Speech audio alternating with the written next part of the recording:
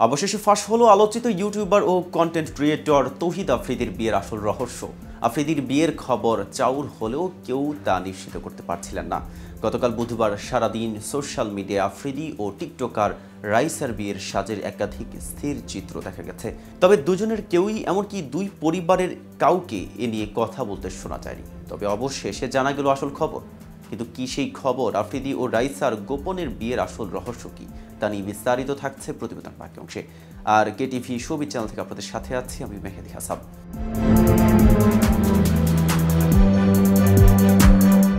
বৃহস্পতিবার তৌহিদ আফ্রিদির ঘনিষ্ঠ এক বন্ধু জানান, পারিবারিক আয়োজনেই আফ্রিদির কাবিন হয়ে গেছে। আফ্রিদির ওই বন্ধু বলেন, ওর বিয়ের খবরে আমি খুবই খুশি হয়েছি। আমার সঙ্গে আফ্রিদির কথা হয়েছে, ব্যস্ততার কারণে যেতে পারিনি। তবে আমি আমার বন্ধুকে শুভকামনা জানিয়েছি, বলেছি তোর জীবনটা সুন্দর হোক, ভালো থাকিস।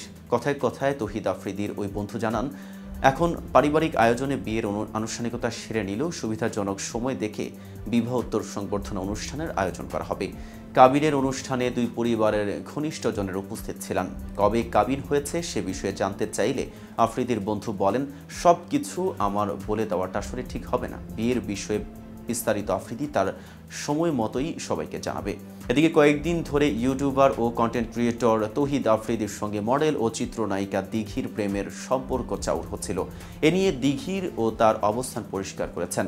এর মধ্যেই গতকাল সকাল থেকে শোনা যাচ্ছিল বিয়ে করেছেন তৌহিদ আফ্রিদি। তবে দিঘিকে নয়, পাত্রী টিকটকার রাইসা।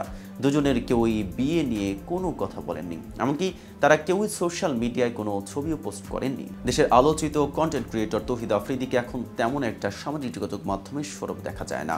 বৈষম্য বিরোধী ছাত্র আন্দোলনের সময় শেখ হাসিনা সরকারের পক্ষে কাজ করার গুঞ্জন এখনও রয়েছে তাকে নিয়ে।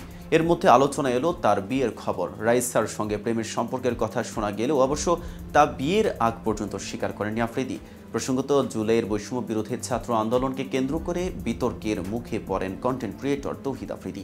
এরপর সেপ্টেম্বরে আফ্রিদি ও তার বাবা মাই টিভির মালিক নাসির উদ্দিন সাথী সহ ২৫ জনের বিরুদ্ধে হত্যা মামলা দায়ের করা হয় যাত্রাবাড়ি থানায়, যেখানে প্রধান আসামি করা হয় শেখ হাসিনাকে।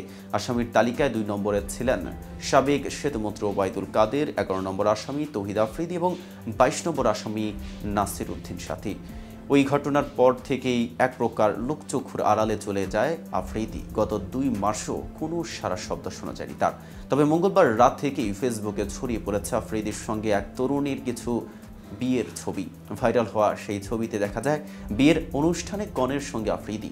বিয়ের বিভিন্ন আনুষ্ঠানিকতার চিত্র উঠে এসেছে সে ছবিগুলোতে।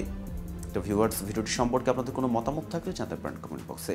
সাথে নিয়মিত শোবিজ আপডেট পেতে কেটিভি শোবিজের সাথেই থাকুন।